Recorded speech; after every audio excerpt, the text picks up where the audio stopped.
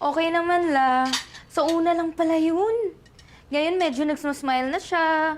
Nakikipag-usap. Aba, himala. Sa tagal ko diyan, never ko nakitang ngumiti ang batang yan. Ikaw lang ang nakapagpangiti dyan. Anong ginawa mo?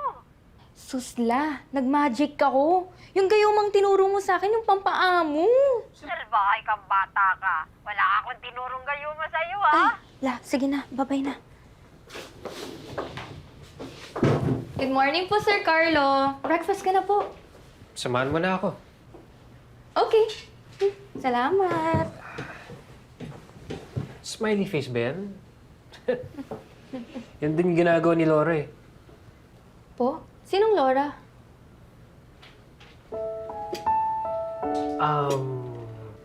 Si Laura yung ex-fiancé ko na... Yung iniwan kayo sa altar?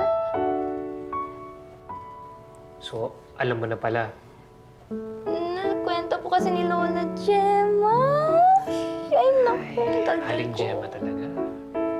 Sorry, sir. Pero, sir, bakit ba kasi kayo iniwan?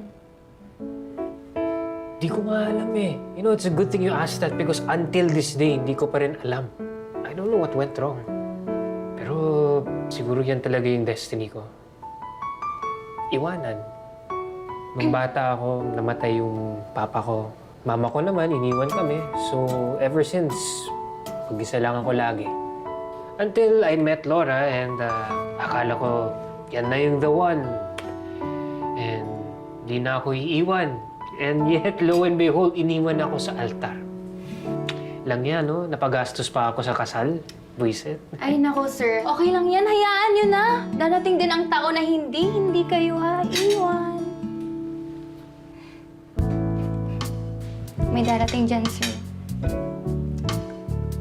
By the way, Mara, hanggang kailan ba yung usapan ninyo ni Aling Gemma dito? Naka 2 weeks ka na. Oo nga po. 1 month lang po. Matapos na po yung gamutan ni Mama. Eh, iwan mo rin pala ako. Ano po, sir?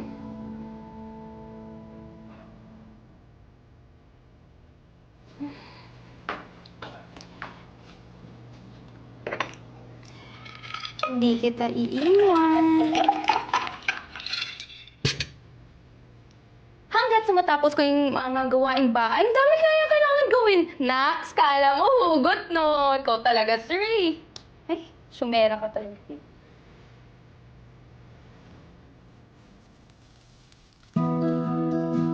Sarap pa. Ito pa, sir.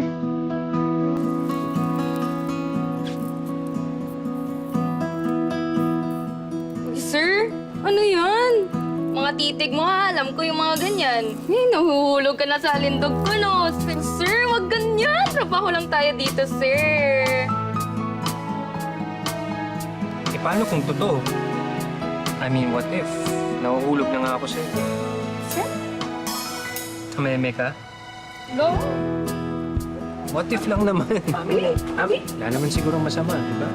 Sir, alam mo naman, di ba, napansamantala lang ako dito. Babalik lang din ako sa pag-aaral ko, sir. Di ba? Tapos, bakit hindi ka na babalik dito if hindi ka na natatrabaho dito?